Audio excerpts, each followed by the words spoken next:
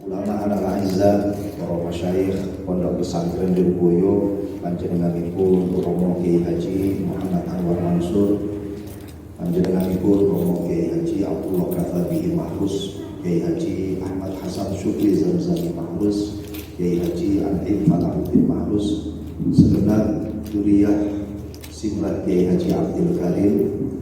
Mugi-mugi beliau diberikan kesehatan, umur panjang, dimudahkan di segala urusannya, amin amin ya rabbal alamin.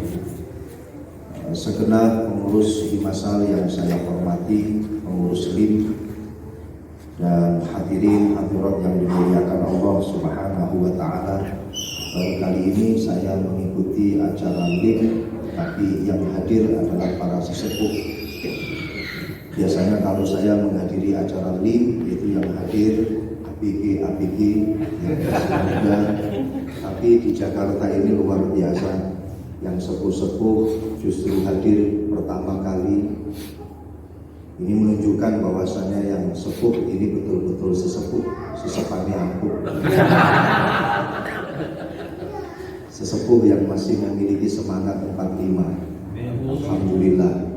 Jadi memang itu yang menjadi fondasi dasar daripada kita berkhidmat, dasar daripada kita menggerakkan hati kita.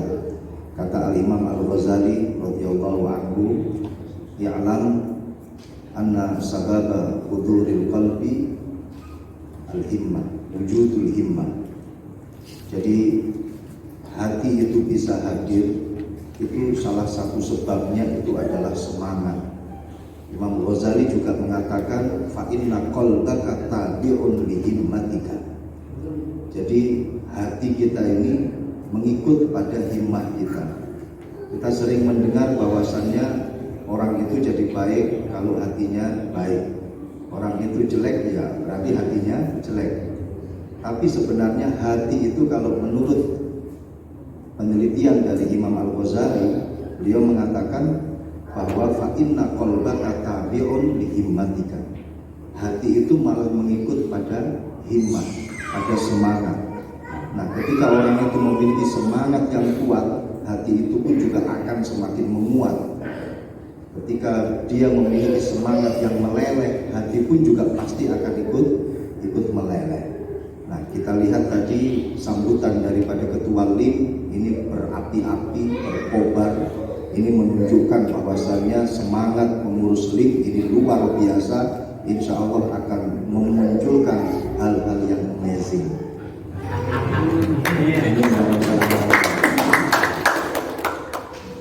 Insya Allah akan menggapai cita-cita, harapan apa tadi yang disampaikan oleh ketua LIM.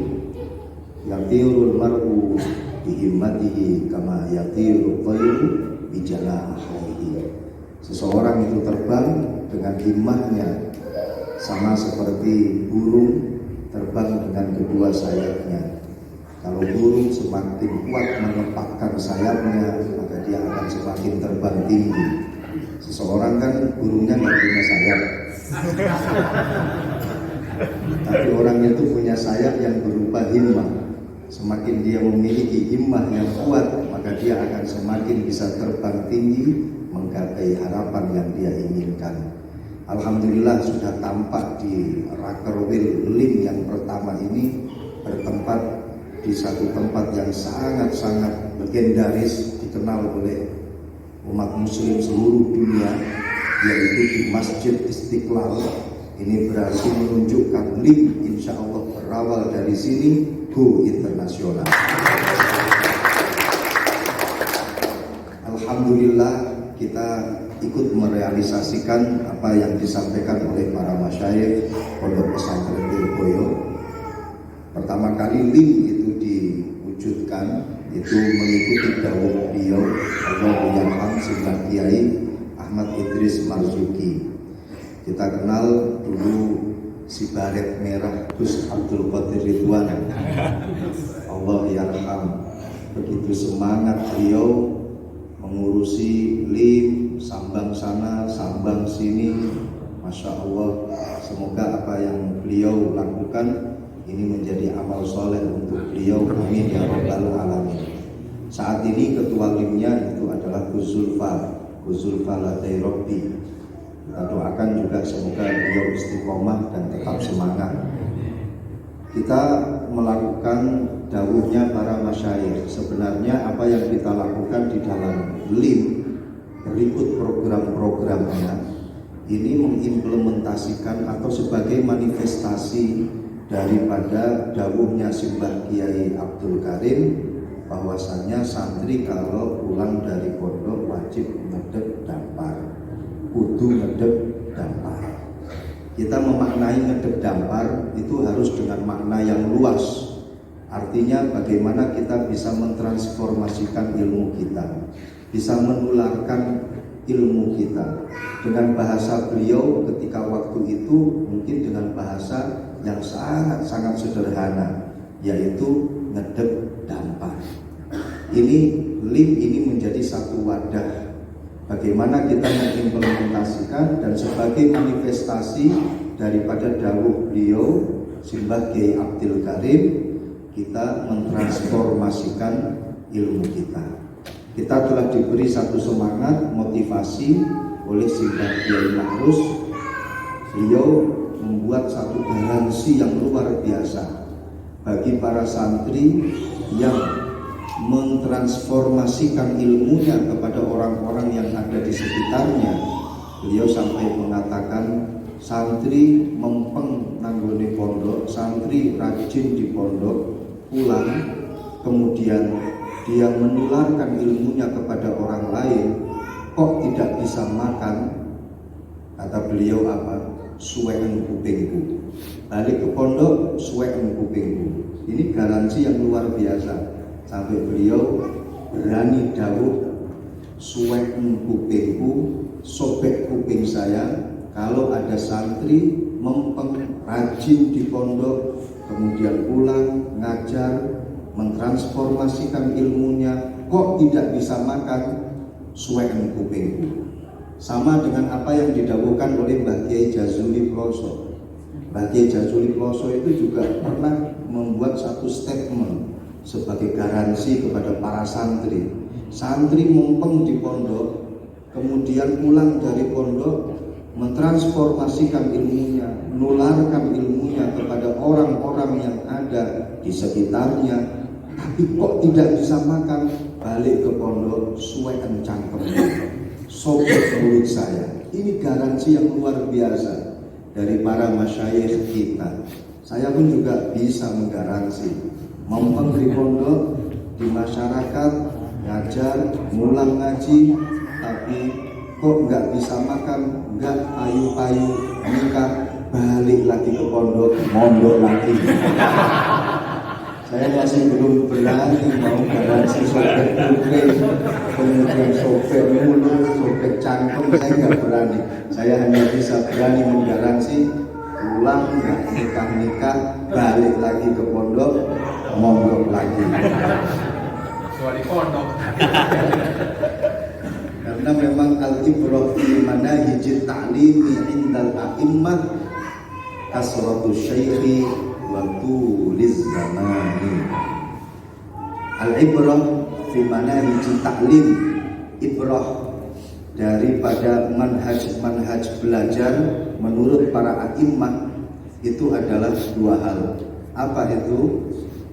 Kasratu syaikh wa tuliz zaman. Banyaknya guru, kemudian lamanya mondok.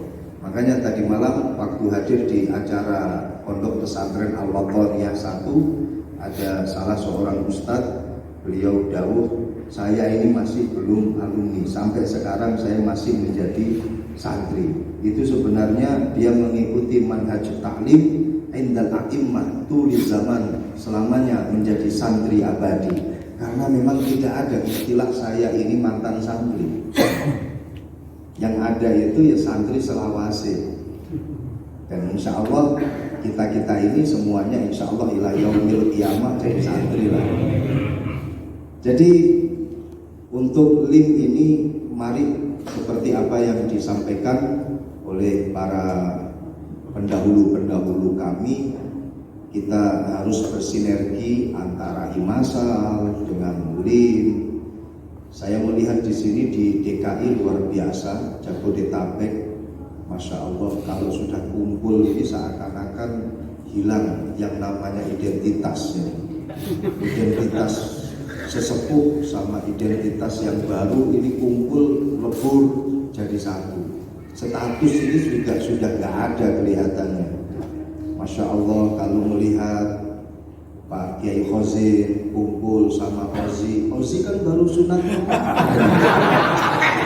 Tapi ketika kumpul bareng itu berani-beraninya beliau itu menggojlok Kiai Khozin. Saya tidak melihat bagaimana etika beliau, tapi yang saya lihat begitu leburnya suasana dan hampir tidak ada gap antara yang sepuh sama yang muda. Ustadz Rohimi juga sebenarnya termasuk sesepuh, tapi ketika bertemu dengan Ozi lagi ini juga dihabisin lagi sama Ozi. Yang kayak gitu di DKI kelihatannya cuma Ozi.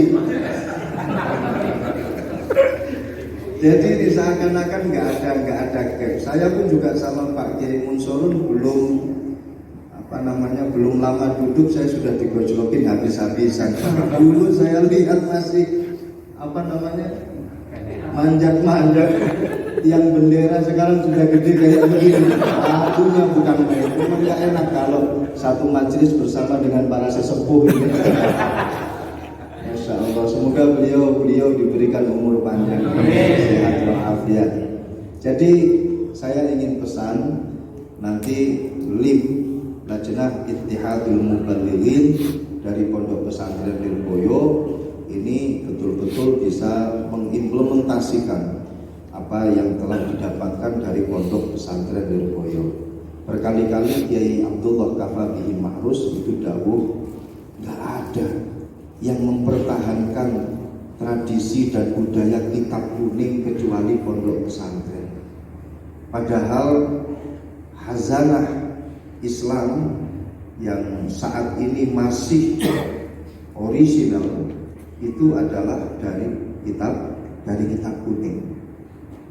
Berarti dalam arti kata kontribusi Pondok Pesantren melalui pengajian kitab kuning untuk kemakmuran umat, bangsa dan negara ini luar biasa.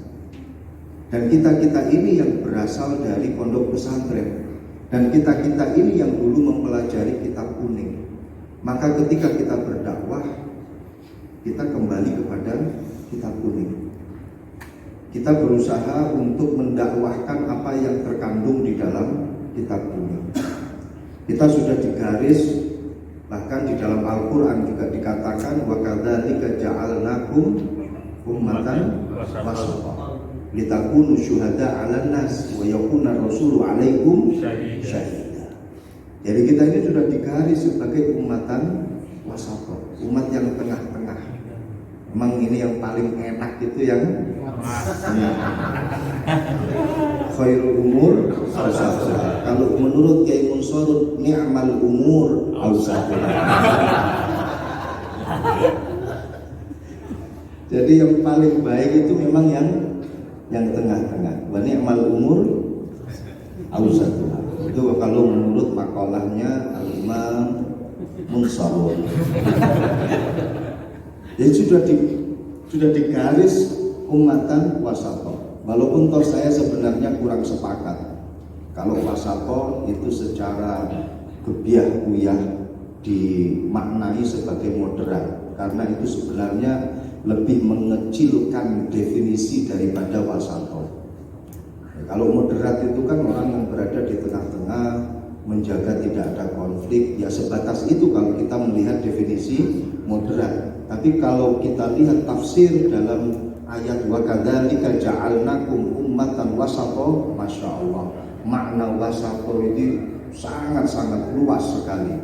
Mulai dari ummatan khiyara, ummatan adula, umat yang adil, umat yang terpilih, umat yang bijaksana. Jadi sebenarnya makna wasata ini lebih luas daripada orang katakan saat ini wasato itu artinya adalah moderat. Tapi ya gimana lagi, sekarang sudah menjadi satu definisi yang lazim, lumrah. Orang-orang kalau memaknai wasato itu adalah moderat. Tapi sebenarnya wasato itu lebih luas daripada moderat. Jadi kalau wasato itu dimaknai moderat, itu sebenarnya itu lebih mengecilkan makna wasato yang sesungguhnya. Nah ini kalau kita mengiblat pada makna wasato dengan definisi moderat, ini banyak orang yang menafsirkan kita ini tidak ifrat, tidak tafrid.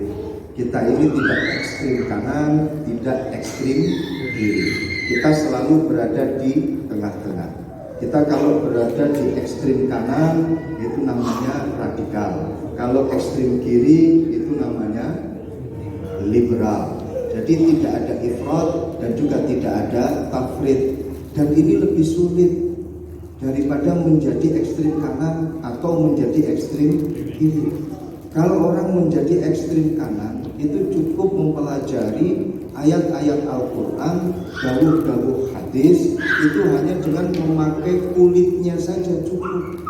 Memaknai segala sesuatunya secara letterlek itu cukup. Ini kalau orang mau menjadi Islam kanan atau ekstrim kanan, cukup.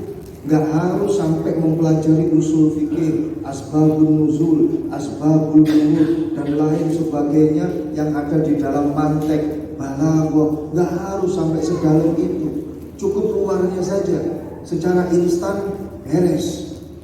Dan juga kalau menjadi ekstrem kiri, yang penting dia punya akal, bisa bergerak, bisa ngotak-ngatik kalimat, cukup. Karena memang dasar dia selama sesuai dengan rasio, sesuai dengan akal dia, dan bisa diotak-atik dengan akal, cukup sudah. Ini kalau Islam ekstrim kiri, yang sering kali dinamakan dengan liberal. Nah kita ini menjadi umatan wasato, menjadi tengah-tengah antara ekstrim kanan sama ekstrim kiri. Tugasnya lebih berat, dan untuk menjadi orang yang tengah-tengah ini nggak mudah. Menjadi orang yang tengah-tengah ini sulit. Kenapa? Karena harus mengetahui karakter kanan bagaimana, harus mengetahui karakter kiri juga bagaimana. Jadi harus tahu ayat Al-Quran, hadis, asbabul nuzul, asbabul wurud, dan juga harus bisa mengotak-atik, harus bisa menggerakkan akal, menggerakkan otak, menggerakkan pikiran. Ini tugas sebagai umatan wasata. Makanya wa kadzalika ja'alnakum ummatan wasata litakunu syuhada 'alan nas wa yakuna rasulu 'alaikum syahida. Jadi ini litakunu syuhada 'alan nas ini bagaimana? Tidak hanya terjadi di dunia saja menjadi syuhada 'alan nas, akan tetapi besok di akhirat itu pun juga kembalinya kepada umatan wasata ini. Didawuhkan oleh Rasulullah sallallahu alaihi wasallam, Nabi Nuh nanti ketika di hari kiamat ditanya oleh Rasulullah, ditanya oleh Allah, hal balaghta risalati?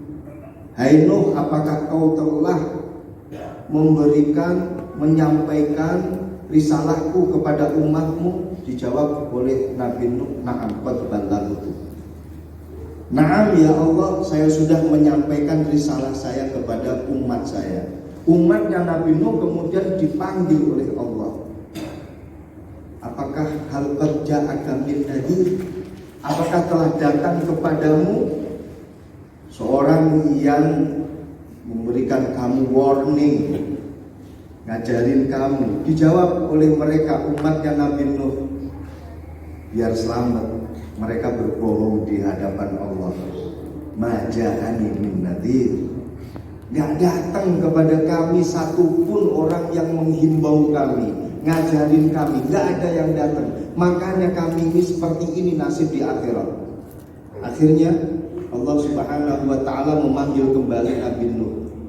Nuh, kamu punya syahid apa enggak? Kamu punya saksi apa enggak? kalau kamu telah menyampaikan risalahku kepada umatmu. Dijawab oleh Nabi Nuh, "Na'am, saya punya saksi." "Siapa saksimu?" "Ummatu Muhammad sallallahu alaihi wasallam." Akhirnya umatnya Rasulullah dipanggil oleh Allah. "Kamu tahu nggak kalau Nabi Nuh itu telah menyampaikan risalahnya kepada umatnya?" "Ya, saya bersaksi bahwa Nabi Nuh dan juga nabi-nabi yang lain, nabimu ya Allah, telah menyampaikan risalahnya kepada umat-umat mereka." Ini jawaban umat Rasulullah kelak nanti di hari akhirat. Nah, kalau sampean melihat dari hadis ini, kira-kira umatnya Rasulullah menjawab, "Saya tahu, kami tahu kalau nabi-nabi panjenengan itu menyampaikan risalahnya kepada umatnya." Pertanyaannya, tahunya dari mana? Tahunya dari mana? Bi kalamillahi ta'ala. Wa kalamillahi ta'ala itu ada di dalam Al-Quran. Kemudian Al-Quran di breakdown di dalam kitab kuning. Jadi kitab kuning itu tak kembalinya. Dari mana kita bisa bersaksi kalau umat-umat sebelum umatnya Rasulullah itu telah menerima risalahnya para anbiya? Dari mana kita tahu? Kita hadir di akhir. Kita tahunya ya dari kitab yang kita pelajari. Jadi makanya kita menjadi saksi kelak nanti di akhirat. Ini bukan menjadi tugas yang enteng. Kita menjadi saksi kelak nanti di akhirat, ini menjadi tugas berat. Umatan wasato. Bagaimana caranya? Ya dari kitab-kitab yang kita pelajari, sehingga kita berani bersaksi besok di akhirat bahwasanya nabi-nabi sebelum Rasulullah itu telah menyampaikan risalahnya. Nah, kita kembali kepada praktek daripada dakwah yang akan disampaikan, yang akan dilakukan oleh teman-teman dari LIM. Ini sebenarnya pesawat juga sudah menunggu. Tapi saya besok harus kembali lagi ke Jakarta. Saya pulang ini ke Ekosin karena nanti malam ini sudah kadung ada jadwal di Sedati di daerah Juanda Sidoarjo. Kalau seandainya nggak ada jadwal di Sidoarjo, saya akan menetap di sini sampai besok. Tapi karena nanti malam ada jadwal, akhirnya saya harus balik lagi ke Juanda untuk ngisi sebentar, habis itu balik lagi ke Jakarta karena besok ada rapat PBNU gitu. Tapi ini semuanya juga tiada lain karena ya, yang ada di dalam hatiku adalah dirimu. Masya Allah. Ajib. Ya. Saya itu teringat dengan apa yang dilakukan oleh para masyayikh kita. Masya Allah, bagaimana beliau itu bisa ngayomi siapapun yang ada bersama dengan beliau, santri-santri beliau dari berbagai macam daerah. Ini nggak mudah loh, bisa berinteraksi dengan santri-santri yang berasal dari berbagai macam suku bangsa. Nggak mudah. Bagaimana coba kita bayangkan ada seorang santri Jakarta sowan kepada kiainya, kemudian dia mengatakan sesuatu dengan pakai bahasa Jawa yang terpaksa dia mengatakan bisa. Kiai, saya njaluk jajan. Dengan gaya dan body language yang gestur tubuhnya itu seakan-akan memang takdim. Ya, saya menjaluk jajan dengan gestur yang walaupun waktu itu meyakinkan dan takdim, tapi dengan kata-kata semacam itu, ini orang kalau belum paham ini pasti langsung ngotot. Bagaimana kiai-kiai kita? Coba.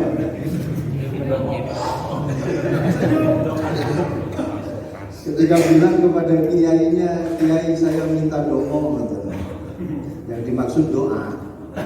Dongo terus jadinya Allah.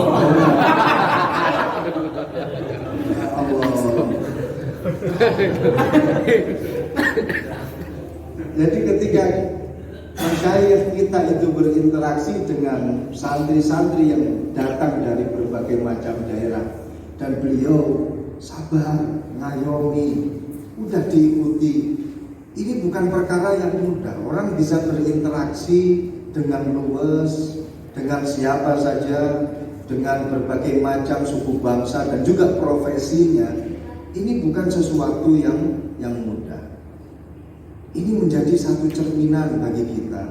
Bagaimana ketika kita hidup di masyarakat, kita akan dipertemukan dengan berbagai macam karakter masyarakat yang berbeda-beda. Dan kewajiban kita harus bisa mengayomi itu semua. Kita harus bisa mengayomi mereka semua dari berbagai macam karakter. Dulu itu siapa yang tidak kenal dengan Pak Azizi Hasbullah? Pak Azizi, waduh, kalau Basul Masail beliau itu adalah macannya. Kan gitu Pak Basul ya? Kalau buka kitab pasti itu yang besar-besar. Jam Hasyiah Jamal, Fathul Wahab, Fathul Mu'in. Buka-buka itu yang besar-besar. Ketika beliau itu kemudian ke masyarakat, keluar dari pondok, kemudian dia membina satu pondok pesantren, mengasuh pondok pesantren, bertemu dengan masyarakat. Beliau pernah bilang kepada saya, "Alah Gus, aku balik nang ngene Safinatun Najah." "Alah Gus, aku balik nang ngene kitab Fathul Qorib." Tapi apakah itu terus mengurangi kewibawaan beliau? Sama sekali tidak. Apakah itu terus mengurangi kehormatan beliau, kealiman beliau? Tidak. Jadi perkara yang kecil yang kita sampaikan kepada masyarakat, selama itu bisa diterima oleh masyarakat, nah ini sebenarnya yang lebih terhormat daripada kita menyampaikan kepada masyarakat, memaksakan diri pakai kitab-kitab besar, tapi masyarakatnya nggak paham. Ini malah laki mata lahu. Betul? Tidak akan ada harganya. Tapi perkara kecil, ya, kemudian itu diberikan kepada masyarakat, dan memang itu yang dibutuhkan oleh masyarakat. Ini lebih anfah daripada perkara gede memperlihatkan bahwa dirinya ini bisa, tapi sebenarnya tidak ada manfaatnya untuk masyarakat. Jadi yang paling penting itu adalah apa sih yang diperlukan oleh masyarakat? Apa? Hadisun nas bima ya'rifun, kata Rasulullah Sallallahu Alaihi Wasallam. Sampaikan kepada manusia, sampaikan kepada umat apa yang mereka tahu. Jangan menyampaikan sesuatu yang mereka itu tidak tahu. Aturiduna ayyukadzaballah wa rasuluh. Apakah kalian ingin Allah dan Rasulnya itu terus kemudian dibohongi? Artinya karena mereka tidak paham dengan apa yang kita sampaikan, kita memaksakan diri pakai gaya yang hebat, gaya yang istimewa, kitab yang tebal, terus kemudian tampak di permukaan kalau kita ini orang hebat, tapi masyarakat yang menjadi objek dakwah kita ini sama sekali tidak bisa mencerna apa yang dia sampaikan, maka ini menjadi satu hal yang muspro. Apa muspro itu? Layan pak, tidak ada manfaatnya. Maka hadisun nas bima ya'rifun. Hadisun nas biqadri uqulihim. Khatibun nas biqadri uqulihim. Ini yang paling penting. Bukan karena malah menunjukkan aku ini hebat. Nah, lim ini nanti kan masuknya tidak hanya pada satu area, tapi lim itu kan masuknya ke instansi pemerintahan masuk. Di Jawa Tengah juga mulai yang berakhir masuk ke instansi pemerintah, masuk ke instansi pendidikan. Kalau masuk ke instansi pendidikan formal, mulai dari perguruan tinggi sampai ke tingkatan yang paling bawah, ini sudah ada sejak dahulu. Kemudian LIM juga masuk ke masyarakat umum, masuk ke pengajian ibu-ibu, masuk ke pengajian anak-anak. Jadi LIM itu ngayomin semuanya. Nah kalau kita tidak bisa pakai style yang luas, maka nggak akan bisa membuahkan hasil yang maksimal. Makanya dalam berdakwah yang lebih kita kedepankan apa yang dibutuhkan oleh orang yang kita dakwai. Ini menjadi satu pengingat untuk kita semuanya, bahwasanya politik dakwah dengan politik atau metode dakwah dengan metode taklim syariat itu beda. Kalau metode taklim syariat ya harus sesuai dengan syariat, tapi kalau metode dakwah, politik dakwah itu pasti ada goyang kanan, goyang kirinya,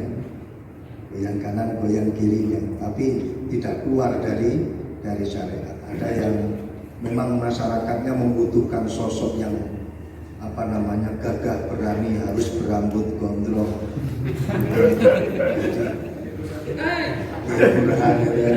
Si gondrong dari Rawamangun. Jadi karena memang yang didakwai memang membutuhkan sosok yang semacam ini. Ya udah, lanjutkan saja, nggak ada masalah. Nah, kita tahu dulu bagaimana Gusmi itu dakwahnya, bagaimana Kiai siapa ya Allah yang dari Lasem itu, Masya Allah, kiai kita, Kiai Toiful itu bagaimana dakwahnya.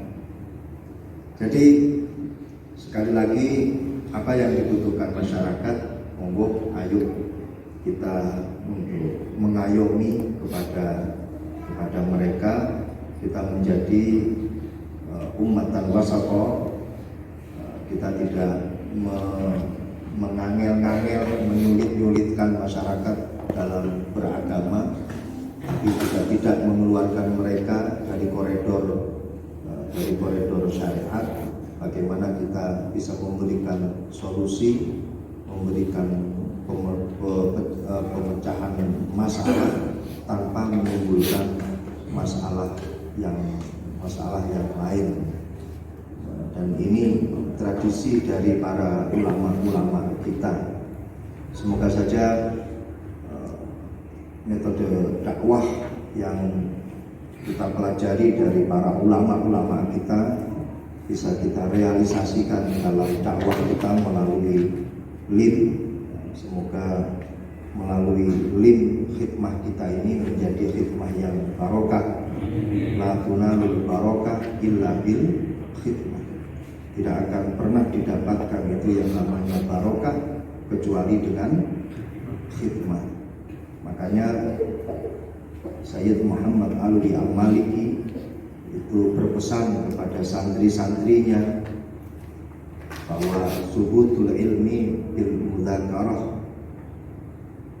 wa barakatuhu bil khidmah wa nafquhu biridho syekh. Subutul ilmi utawi tetep ilmu iku bil mudzakarati, kelawan mudzakarah, maksudnya itu mutolaah, bukan mudzakarah dari wazan dakar-dakaran itu maksudnya itu ya mudzakarah, mutolaah. Jadi ilmu yang kita dapatkan dari pondok itu akan tetap menetap di dalam otak kita, di dalam hati kita, ya caranya dengan mudzakarah. Makanya guru kita Romo Kiai Haji Muhammad Anwar Mansur itu selalu berpesan, sesibuk apapun kalian ojo lali ngaji. Karena dengan ngaji awake dhewe slamet, karena dengan mengaji kita ini bisa selamat. Jadi ini betul-betul menjadi pengingat kita yang kita ini merasa super sibuk, merasa sok sibuk dan lain sebagainya lah. Sempatkanlah walaupun 5 menit gitu baca kitab kuning bikin mabati lah, atau nasoihud diniyah, atau nasoihul ibad, atau tambihul ghafilin. Walaupun cuma 1 paragraf atau 1 halaman, 1 hari coba kita istiqomahkan itu, Masya Allah, manfaatnya itu luar biasa.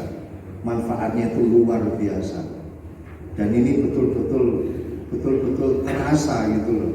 Sehingga walaupun toh disuruh maju dadaan untuk jadi pembicara atau penceramah, karena sudah menjadi kebiasaan selalu buka satu halaman, paling cuma 1 menit 5 menit, maka walaupun toh undangan itu baru datang kemarin, siap gitu.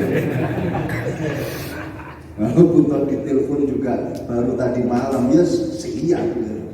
Jadi diistiqomahkan 1 menit, 2 menit atau 5 menit itu 1 halaman, 1 paragraf, apapun nama kitabnya, ya, Fikih Mabadi, Fathul Qorib atau apapun lah, Fathul Izar juga bisa, Irsyadul Ikhwan juga bisa. Itu dawuh beliau kan semacam itu, subutul ilmi bil mudzakarah. Dan dawuhnya Mbah Kiai Anwar Mansur, sesibuk apapun kalian jangan lupa ngaji, karena dengan ngaji selamat, dan terbukti selamat. Undangan dadak selamat. Terus wa barokatuhu bil khidmah, kemudian barokahnya ilmu itu dengan khidmah. Ini terbukti dengan garansi dari Mbah Kiai Makrus, ngaji mempeng nang pondok mulih ngajar kok ora iso mangan suwekan kuping gue. Ini menjadi garansi barokahnya ilmu kita dapatkan ketika kita itu berkhidmah kepada masyarakat. Nah, disinilah lim, dimana lim ini berkhidmah untuk masyarakat, untuk umat, insya Allah nanti akan balik itu yang namanya barokahnya. Wa naf'uhu biridho syaihi, dan manfaatnya ilmu itu dengan ridhonya guru, dan itu sudah kita pelajari di dalam kitab Ta'limul Muta'allim. Dan insya Allah dengan khidmah yang kita lakukan, kita akan selalu mendapatkan kemuliaan dari Allah Subhanahu wa Ta'ala, seperti yang didawuhkan, man kasurat khidmatuhu wajabat alaihil karomah. Barang siapa yang banyak khidmahnya, maka wajib atasnya untuk mendapatkan karomah, kemuliaan. Maka dari itu, selama ketua lim saat ini kok belum muncul karomahnya, maka tetaplah menjadi ketua lim. Ini mungkin yang kita akan sampaikan. Selamat berakerwil yang pertama, dan semoga perjalanan Rakerwil ini lancar, sukses, penuh dengan berkah, menghasilkan sesuatu yang bermanfaat, memberikan kemaslahatan untuk umat, bangsa, dan negara. Dan semoga semuanya mulai awal sampai akhir tetap mengikuti acara Rakerwil ini. Itu ya harapannya Pak Ketua. Saya mengucapkan terima kasih dengan ucapan jazakumullah ahsanal jaza. Kita buka bersama-sama Rakerwil pertama Lim Jabodetabek pada hari ini tanggal 4 Desember 2022 di Masjid Istiqlal dengan membaca suratul Fatihah ala hadimiyah wa ala kulli niyatin salihah wa ala ma nawaina fi hadhil haflah wa fi hadzal majlis wa fi hadzal masjidil mubarak. Al-Fatihah. Bismillahirrahmanirrahim.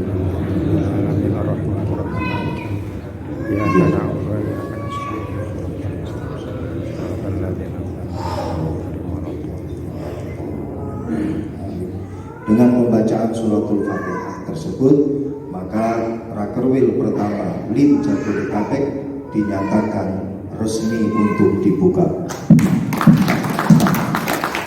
Assalamualaikum warahmatullahi wabarakatuh.